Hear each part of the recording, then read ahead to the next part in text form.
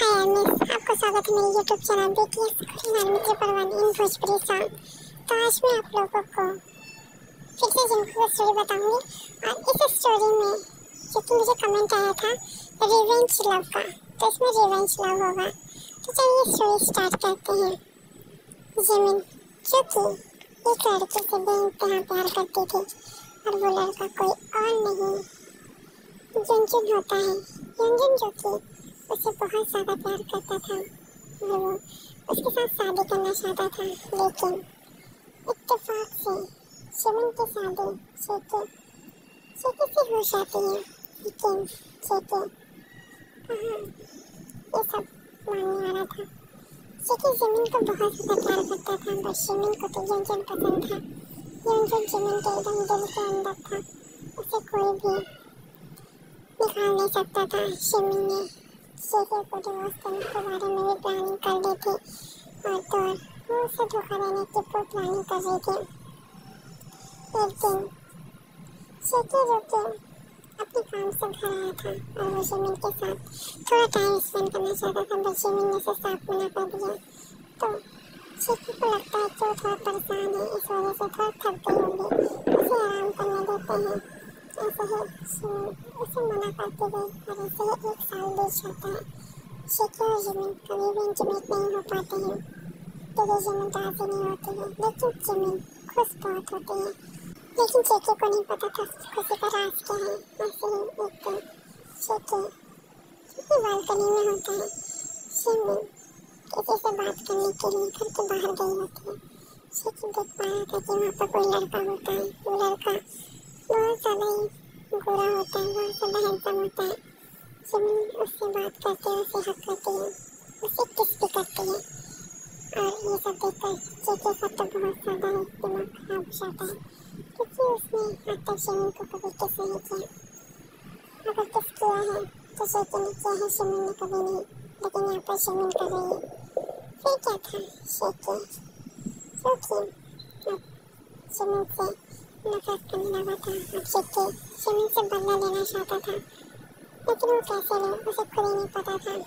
लेकिन इस कहानी में एक ट्विस्ट आता है। शेकी जो कि जिमिन को डिवोर्स करने की प्लानिंग करता है, लेकिन जिमिन अब युनजुन से ज़्यादा शेकी में इंटरेस्ट आने लगा था, क्योंकि शेकी उसकी बहुत ज़्यादा केयर करता था, उसके लिए रोज़ सुबह उठकर खाना बनाता था। जिमिन कभी भी युनजुन के इतने करीब नहीं आई कि वो उसे किस कर सके, लेकिन उस दिन वो शेकी खड़ी होती है तो युनजुन उसे खुद पकड़कर जबरदस्ती किस करता है, जो कि जिमिन को भी पसंद नहीं आता।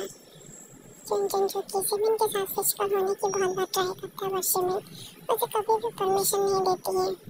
लेकिन शेकी को सामने से ऐसा लगता है कि जिमिन उसे पसंद नहीं करती है और रियलिटी भी यही होती है।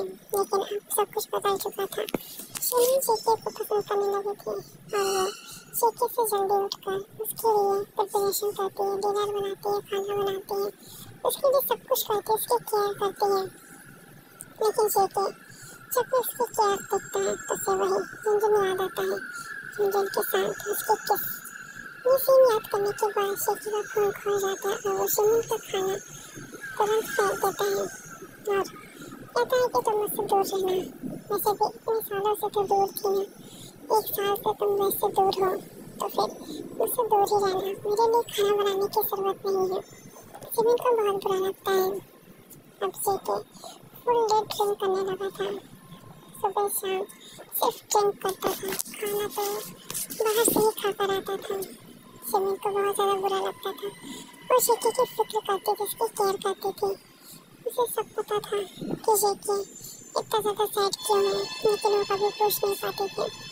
ऐसे ही टाइम स्किप होता है। शेकी जो कि हद कर चुका था, वो घर में लड़कियाँ भी लाने लगा था, जो कि जिमिन को बर्दाश्त नहीं होता है। जिमिन एक बार गुस्से से उसे स्लैप मार देती है और कहती है कि तुम घर में लड़कियाँ क्यों लेकर आते हो, क्या मैं कम पड़ जाती हूँ। तो शेकी स्माइल करके कहता है, ओह तुम कम पड़ जाती हो, तुम मेरे करीब ही कब आई हो। जिमिन क्योंकि ये सब याद करती है, सच में वो कभी भी शेकी के करीब नहीं है। वो शेखे को शांत कराते कहते प्लीज ऐसा मत करो मेरे साथ, मैं बिल्कुल बर्दाश्त नहीं करती दीदी। शेखे कहता है कि तुमने क्या किया, उस लड़के को मेरे सामने किस किया, उस लड़के को मिलने के लिए रोज रात में नीचे जाते हो, और तो और उस लड़के की वजह से तुम मेरे करीब कभी नहीं है, और तुम क्या सोच रही हो कि मुझे कुछ पता नहीं है। जमीन क्योंकि बहुत ज़्यादा ही अब घबरा गई थी, उसे बिल्कुल भी रियलाइज नहीं था कि कभी भी शेखे को भी सब पता चलेगा। शेखे के लिए अब जमीन क्रेजी हो चुकी थी, इसलिए वो शेखे से कहती है कि मैं मानती हूँ कि मैंने युनजुन से प्यार किया था, मैं मानती हूँ कि मैंने तुम्हारे साथ गलत किया, बट ऐसा कभी भी नहीं हुआ कि मैं उसके करीब गई हूँ। शेखे कहता है कि तो फिर वो किसका थी, शिमिन की बात पर। अब शेखे को गुस्सा आता है तो वो बोलता है, शिमिन कहती है अगर तुम्हें विश्वास ना हो तो बैकयार्ड का कैमरा चेक कर लो, मैंने उसे किस नहीं किया था, उसने मुझे जबरदस्ती किस किया था। शेखे कहता है ठीक है, अगर तुमने उसे किस किया होगा तो तुम अभी मुझे छोड़कर चली जाओगी और मैं इन लड़कियों के साथ अभी अपने रूम में जाऊँगा और रोमांस करूँगा, फिर तुम मुझे नहीं रोक सकती हो। शिमिन कहती है ठीक है। वो जब कैमरा चेक करता है तो उसे सच में पता चलता है कि युनजुन ने उसे जूते कसकर घसीटते हुए बाहर लेकर आया था। युनजुन क्योंकि उसे धमका रहा था, साफ पता चल रहा था। शिमिन क्योंकि ये सब देखकर उसकी आंखों में आंसू आ जाते हैं और वो कहती है कि वो मुझे धमका रहा था कि अगर मैं उससे मिलने नहीं गई तो वो तुम्हें सब कुछ बता देगा, और तो उसने मुझे ही धमकाया था क्योंकि वो चाहता था कि मैं उसके साथ फिजिकल हूँ, लेकिन मैं कभी नहीं हुई, और तो उसने मुझे इतनी बुरी तरीके से ट्रीट किया। 1 साल तक उसने मुझे धमकाया, कहा कि मैं तुम्हारे करीब जाऊंगी तो वो तुम्हें हार्म कर देगा। शेखे कहता है कि उसकी इतनी औकात नहीं कि वो मुझे हार्म कर सके, और तुमने इस बात के डर से कभी मुझे उसके बारे में नहीं बताया। शिमिन कहती है मैं डर गई थी, और वो किसकी उसने ज़बरदस्ती की थी, मुझे उसमें कोई इंटरेस्ट नहीं है, मैं उससे प्यार करती थी लेकिन कभी खुद के करीब नहीं आने दिया। इस बात की चिढ़ थी उसे कि मैं तुम्हारे करीब ना आ जाऊँ, इसलिए उसने मुझे ब्लैकमेल करना शुरू कर दिया और मुझे ज़बरदस्ती अपने करीब रखने की कोशिश की।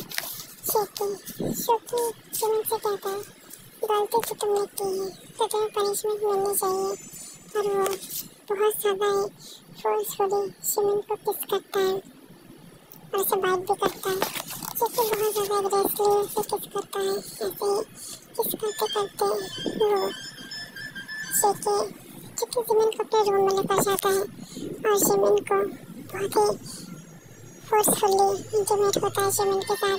शिमिन को पेन होता है, बट वो चाहती थी कि शेखे अपना गुस्सा सारा निकाल दे क्योंकि वो तभी उसके लाइफ में खुशियों का रास्ता खुलेगा। ये सब शिमिन ने जानबूझकर क्या होता है कि शेखे उसका गुस्सा उसके ऊपर निकालेगा तो उसका मन हल्का हो सकता है। ऐसे ही शिमिन क्योंकि बहुत ज़्यादा पेन में होती वो रो रही थी, जो कि जेंटल होने का नाम नहीं ले रहा था। जेके इंटीमेट होते होते दिखता है कि शिमिन क्योंकि उससे हल्की से ब्लीडिंग हो रही थी। जेके समझ जाता है कि इसका फर्स्ट टाइम है। जेके के फेस पे केवल स्माइल आ जाती है कि शिमिन जितनी भी बातें उसे बताई सब सच है, उसका रिवेंज लेना सिर्फ एक नाटक बन के रह गया। वो फालतू में ही इतनी ज़्यादा प्रॉब्लम कर रहा था, इतना ज़्यादा सोच रखा था उसने। जेके ने हर एक पल शिमिन के बारे में यही सोचा कि शिमिन युनजुन के साथ किस तरीके से इंटीमेट हुई होगी, लेकिन ऐसा कुछ भी नहीं था। जेके अब थोड़ा आराम से शिमिन के साथ इंटीमेट होता है। शिमिन ये सब देखकर थोड़ा रिलीफ फील करती है। ऐसे ही टाइम देखता है, शिमिन थक कर सो जाती है। जेके उसे छोड़कर बालकनी में जाता है और वो सिगरेट के कस लेने लगता है। सिगरेट पीने के बाद जेके कहता है कि तुम्हें पाने की तलब लगी थी, अब वो तलब आग बन चुकी है, मुझे माफ़ कर देना शिमिन, मैंने जो भी किया वो बहुत ज़्यादा गलत था, मुझे एक बार तुमसे बात करनी चाहिए थी। आई एम सो सॉरी शिमिन, क्योंकि सो रही थी लेकिन जेके रो रहा था मुझे सच में गिल्ट था कि उसने सच में बहुत ज़्यादा गलत किया है। ऐसे ही जीते रोते रोते जिमिन को हक करके सो जाता है। नेक्स्ट डे जिमिन उसकी आंखों में आंसू देखती है और वो उसे टाइटली हक करती है और उसके लिप्स पे एक अच्छी सी किस करती है, जिससे जीके उसे स्माइल के साथ देखता है। उसकी मॉर्निंग आज वेरी वेरी गुड थी।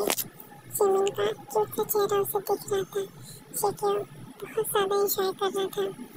ऐसे ही जीके जिमिन को फिर से बेड पे पुश करके उसके साथ प्यार से इंटीमेट होने लगता है। जिमिन को भी बहुत ज़्यादा ही हैप्पीनेस फील होती है। जिमिन बहुत ज़्यादा ही खुश होती है। हम देखते हैं कि जिमिन और जीके फुल डे इसी तरीके से प्यार से एक दूसरे की बाहों में रहते हैं। और उसके लिए अब जीके ने बहुत ही अच्छा सा खाना बनाया था जिससे जिमिन को पेन भी कम हो और जीके ने उसे शावर भी दिलाया था। दोनों ही फुल डे इंजॉय करते हैं और मूवी भी देखने जाते हैं। जिमिन बहुत ज़्यादा खुश होती है जीके को पाके। जीके भी जिमिन को बहुत ज़्यादा पाके खुश होता है। यहाँ देखते हैं युनजुन जो कि एक कैद खाने में होता है। उसके आसपास शेर होते हैं जो कि पिंजरे में बंद होते हैं। तभी वहाँ पर जीके आता है। जीके देखकर कहता है कि बहुत ज़्यादा ही खुशी हो रही होगी ना तुम्हें इन शेरों के साथ, क्योंकि तुम इनका खाना बनने वाले हो, किसी के तो काम आओगे तुम। युनजुन जो कि गुस्से से कहता है मुझे छोड़ दो, तुमने बहुत गलत किया है मेरे साथ। जीके कहता है तुमने क्या किया मेरे साथ? मेरी वाइफ को मेरे खिलाफ बताया और उसे बहुत ज़्यादा ही टॉर्चर किया मेंटली। अब तुम्हारा जो हश्र होगा वो तो तुम खुद भी नहीं जान सकते हो। ऐसे ही वो उसे फोर्सफुली उस कमरे में ढकेलता है और रिमोट से बटन प्रेस करता है जिससे सारे शेर आज़ाद हो जाते हैं और युनजुन के वहीं चीथे उड़ाकर उसे खा लेते हैं। जीके डेविड स्माइल करके कहता है कि बहुत ज़्यादा शौक था तुम्हें मेरी बीवी से पंगे लेने का, अब ठीक है। ऐसा बोलकर वो जीके वहाँ से निकल जाता है। जिमिन जो कि जीके का इंतज़ार कर रही होती है।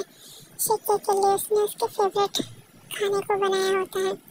जब जीके आता है तो दोनों साथ में डिनर करते हैं और एक दूसरे को हक करके सो जाते हैं, क्योंकि जीके नहीं चाहता था जिमिन को आज परेशान करना, क्योंकि उसने बहुत परेशान कर लिया था दिन में ही। इसी तरीके से हमारे दोनों कपल बहुत ज़्यादा प्यार से एक दूसरे की बाहों में सो जाते हैं। तो आर्मी आप लोग बताइए हम लोगों को रिवेंज लव स्टोरी कैसी लगी?